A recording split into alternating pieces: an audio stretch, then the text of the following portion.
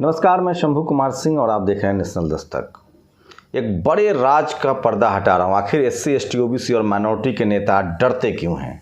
इसकी असली वजह क्या है और क्यों मोदी की लगातार जीत हो रही है? मैं बार बार कह रहा था कि जब तक मीडिया है तब तक मोदी हैं। कांग्रेस भी मीडिया के दम पर थी, मोदी भी मीडिया के दम पर हैं और बहुजन नेताओं की हार की आज सबसे बड़ी वजह बताऊंगा, लेकिन इस वीडियो को आपको अंत तक देखना होगा। लेकिन सबसे पहले बात यूपी में नए कैबिनेट की। क्या लगता है, चाहे वो कांग्रेस हो, बीजेपी हो, ममता बनर्जी हो, बीजू जनता दल हो या फिर तमाम सवर्ण लीडरशिप वाली पार्टियां या फिर आपका शिवसेना हो, क्या वहाँ एससी, एसटी, ओबीसी और माइनॉरिटी के लोग फाइनेंस मिनिस्टर, वित्त मंत्री, पीडब्ल्यूडी, ऊर्जा मंत्री नहीं हो सकते हैं? ऐसी उम्मीद नहीं है। बस एक एक्सेप्शनल है, महाराष्ट्र, जहाँ नितिन राउत ऊर्जा मंत्री हैं।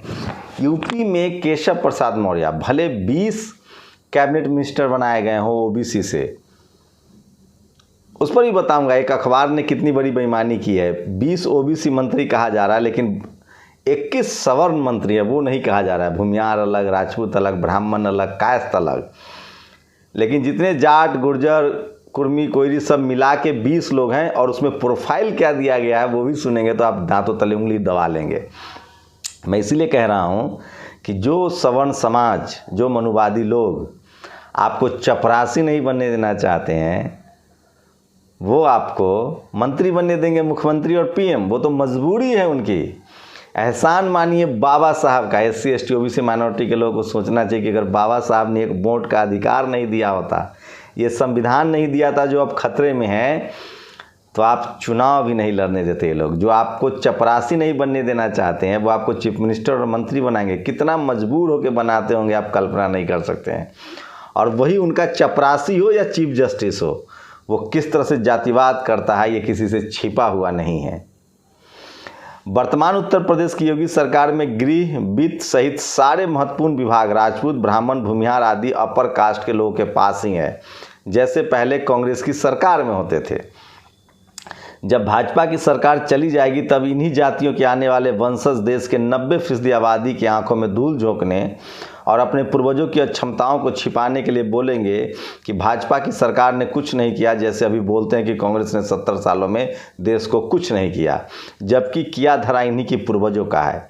एकदम सही कह रहे हैं जितेंद्र नारायण सिंह जी। बीजेपी वाले के सवर्ण नेता कह रहे हैं कि कांग्रेस ने कुछ नहीं किया। इनसे पूछिए कि कांग्रेस में सारे मलाईदार मंत्री, मुख्यमंत्री कौन थे? सवर्ण थे। उन्होंने देश का बेड़ा गर्क किया।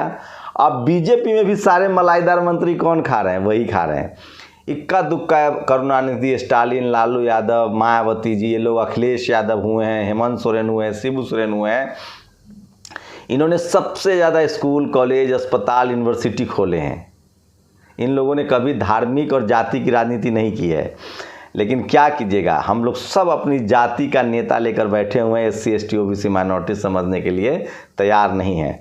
लेकिन इससे आगे दिलीप मंडल लिखते हैं, किस तरह से आपको झुनझुना ठहराया गया है वो बहुत ज़रूरी है। और दिलीप मंडल से बारीक कोई पत्रकार तो है नहीं आपके देश में। इसलिए मैं कह रहा हूँ कि ये सारा चीज़ आपको समझना पड़ेगा कि सोशल मीडिया किस तरह से, बहुजन मीडिया, सोशल मीडिया ही किस तरह से सच्चा मीडिया है। यूपी में मछली विभाग का सालाना बजट कितने का होता है? महिला बाल कल्याण मंत्रालय का बजट क्या है? श्रम और पर्यटन विभाग कितना बड़ा? ये सब विभाग निषाद, मौर्य, जाटव, राजभर, लोधी जातियों के कैबिनेट मंत्रियों को मिले हैं। एक नगर विकास का बजट में सभी मंत्रालय समा जाएंगे। तो सोचिए, पहले पीडब्ल्यूडी मंत्री थे स्वामी प्रसाद मौर्य, अब वो ब्राह्मण नेता जितिन प्रसाद को मिला है। तो ये सबसे बड़ी खबर है जो मैं आपको बता रहा हूँ। और उसी तरह से सोचिए, ये बातें तो सभी जानते होंगे कि उच्च पदों पर ठाकुरों का कहीं है ही नहीं। ईवीएस में भी उनको कुछ मिल नहीं रहा है। सवाल है कि ठाकुरों का शोषण कैसे रुकेगा? तो रास्ता यह है कि ईवीएस को 2 हिस्सों में बांटा जाए। ब्राह्मण और वैश्य को 4% दिया जाए, बाकी 6 में बाकी सवर्ण आए। इस पिछड़े सवर्ण कोटा में ब्राह्मण और वैश्य ना आ पाए, तभी ठाकुर हिस्सा ले पाएंगे। ये कहानी जैसी आप कहिएगा तो सारे सवर्ण समाज के लोग एकजुट हो जाएंगे। तो सोचिए, इस देश में किस तरह से एससी, एसटी, ओबीसी, माइनॉरिटी के वो सवर्ण लीडरशिप वाली जो पार्टियां वो कैसे दरकिनार करती है। अब सवाल है कि आपकी पार्टी अभी तक एक नीतीश कुमार सीएम बने हुए हैं गैर सवर्ण दल में बीजेपी के, लेकिन वो भी गठबंधन से। हेमंत सोरेन मुख्यमंत्री बने हुए हैं गैर सवर्ण, वो भी कांग्रेस के गठबंधन से। उसके बाद करुणानिधि के बेटा स्टालिन हैं ओबीसी समाज से, वो अपनी सरकार चला रहे हैं, वो भी कांग्रेस गठबंधन में, लेकिन उनकी तूती बोलती है।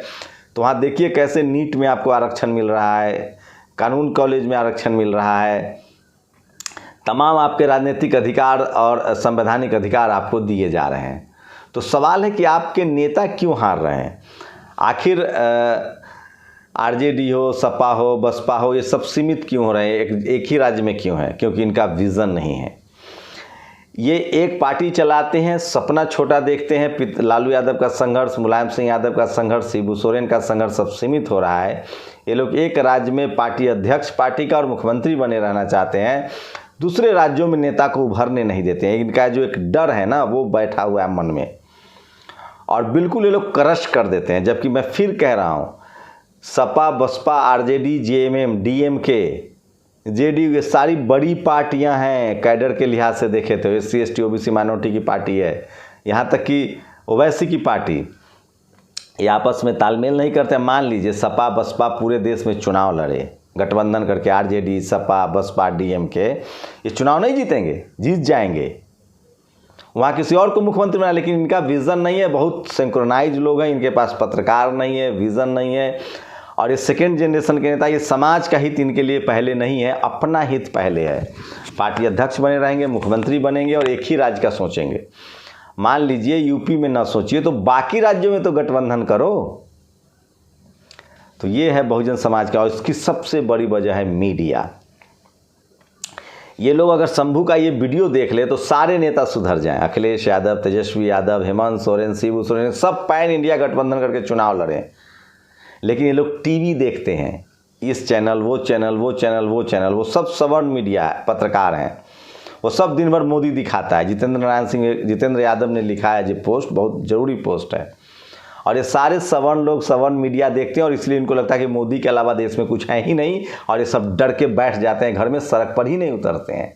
ये फैक्ट है। और अब बात रवीश कुमार के जातिवाद की। बिहार में एक बैठक हुई, पटेल्स प्रोफेसर समूह समागम सह सम्मान समारोह, रविवार 2 मार्च 2022। रवीश कुमार को लेकर, अब रवीश कुमार जात का भूमिहार है, उसके पेट में दर्द हो गया। वो लिखता है कि बिहार के युवाओं, कहीं यह तुम्हारे सत्यानाश का सम्मेलन तो नहीं है। लेकिन यही रवीश कुमार ये नहीं बताता है कि हिंदू धर्म मानने वाले की प्रकृति है, लोग जिन्हें अपने से ऊपर मानते हैं उनकी नकल करते हैं। ब्राह्मण और भूमिहार महासभाएं सबसे पहले बनी, फिर नकल में कायस्थ और ठाकुर आए। 100 साल पहले स्वामी सहजानंद भूमिहार ब्राह्मण वंश विस्तार लिख चुके थे। भूमिहार ब्राह्मण महासभा बना चुके थे, ब्राह्मण ये सब और भी पहले कर चुके थे। इसलिए बाकी की जातियां एक राउंड ये जरूर करेगी, ब्राह्मण हिंदुओं का पथ प्रदर्शन करता है, ब्राह्मण सुधरेगा तभी सुधरेंगे। लेकिन रवीश कुमार को कुर्मियों के सम्मेलन से दिक्कत है। और ये क्या लिखता है ये देखिए, जातिवादी पत्रकार, इनसे पूछिए कि एनडीटीवी के तुम संपादक हो, तुम्हारे चैनलों में सवर्णों का झुंड है, अड्डा बना हुआ है, उस पर कभी बोलोगे? उसमें कभी डाइवर्सिटी लाओगे? बहुजन समाज की भागीदारी दोगे? बिहार के युवाओं कहिए तुम्हारे सत्यानाश का सम्मेलन तो नहीं है। पटेल प्रोफेसर समूह क्या होता है, इसमें सरदार पटेल की तस्वीर क्या भूमिका है? रवीश कुमार ने आज तक कॉलेज यूनिवर्सिटी में आपका बाबा साहब का जयंती दिखा देगा, हिंदू मुस्लिम में मुसलमान के पक्ष में खड़ा दिखाई देगा, लेकिन रिजर्वेशन पर कहीं एक रिपोर्ट बनाने के लिए, एससी एसटी ओबीसी माइनॉरिटी के हक अधिकार पर कहीं रिपोर्ट बनाने के लिए, कॉलेज यूनिवर्सिटी में जो कास्टिज्म हो रहा है, जो नंबर काटे जा रहे हैं, उस पर कहीं रिपोर्ट बनाने के लिए, तो उनके पेट में दर्द हो जाएगा। पटेल समूह प्रोफेसर क्या होता है, इसमें सरदार पटेल की तस्वीर क्या भूमिका है? क्या पटेल प्रोफेसर समूह से जाति समूह का अंदाजा नहीं होता? इनको पता नहीं है कि ओबीसी होना, एससी एसटी ओबीसी माइनॉरिटी की कितने लोग इनके चैनल में हैं। लेकिन धीरे धीरे जब समाज में चेतनाएं बढ़ रही हैं तो इनको दर्द हो रहा है, और ये कह रहे हैं कि इन पर कार्रवाई होनी चाहिए। तो ये है रवीश कुमार की हकीकत, और इसलिए इन्होंने कभी पोस्ट नहीं लिखा कि भूमिहारों का संगठन क्यों है, ब्राह्मणों का संगठन क्यों है। तो मैं फिर कह रहा हूं, जो सवर्ण लिबरल पत्रकार आपको मुसलमानों के पक्ष में खड़े दिखते हैं या मोदी के विरोध में, वो एससी एसटी ओबीसी माइनॉरिटी के पक्ष में नहीं है, आपके हक अधिकार के पक्ष में तो नहीं है। वो मंदिर जाने के आंदोलन में आपके साथ हो सकता है, वो आपकी एट्रोसिटी होगी तो दिखा सकता है, लेकिन वो आपके आरक्षण की लड़ाई, वो आपके जातीय, आपके संवैधानिक अधिकार की लड़ाई के पक्ष में खड़ा नहीं होगा। ये रवीश कुमार की फितरत है और इसलिए दिलीप मंडल ने इनको करारा जवाब दिया है। और एक महाभारत का बहुत क्लिप चल रहा है, वो भी देखिए। तो इसलिए मैं कहता हूँ कि सोशल मीडिया ही सच्चा मीडिया है, सोशल मीडिया ही बहुजन मीडिया है। और रवीश कुमार को ओबीसी के सम्मेलन से दिक्कत है, लेकिन उनको तमाम सवर्णों की दिक्कत नहीं, और उनके न्यूज़ रूम में कितना डाइवर्सिटी है उससे उनको कोई मतलब नहीं है। तो ये तमाम बड़ी खबरें थी जिसको लेकर मैं आया था। और मैं फिर कह रहा हूँ, SC ST OBC माइनॉरिटी के नेता टीवी की वजह से डरे हुए हैं। वो दिन भर टीवी चैनल देखते हैं, डर जाते हैं, कुछ काम नहीं करते हैं, उनको लगता है कि सिर्फ मोदी है। अगर SC ST OBC माइनॉरिटी के नेता, मान लो तेजस्वी यादव को बिहार का CM बनना है, तो बंगाल का तो नहीं बनना है ना, तो बंगाल में लड़ो। अखिलेश यादव को मान लो यूपी का बनना है, उड़ीसा का तो नहीं बनना है ना, कर्नाटक का, केरल का तो नहीं बनना है ना, करुणानिधि DM के स्टालिन को तमिलनाडु का बना है। कोई तो PM बनाओ, CM। मान्यवर साहब ने एक आइडिया दिया था कि हर राज्य में OBC होगा CM और शेड्यूल कास्ट का होगा DM, माफ़ कीजिएगा, OBC मुख्यमंत्री बने और शेड्यूल कास्ट का कोई प्रधानमंत्री बने। अरे राष्ट्रपति बनाओ, प्रधानमंत्री बनाओ। तो आपके नेता आपसे कटे हुए हैं, सोशल मीडिया से कटे हुए हैं, सोशल पत्रकारों से कटे हुए हैं। इस देश का सवर्ण नेता, इस देश का बहुजन नेता, SC ST OBC माइनॉरिटी के लोग अगर दिलीप मंडल को फॉलो कर ले तो इस देश में बहुजनों का राज होगा। नहीं तो आप मत्स्य विभाग, सोशल जस्टिस मंत्री बनते रहिए। आप लोग की क्या प्रतिक्रिया, अपनी प्रतिक्रिया जोड़ दीजिए। शुक्रिया।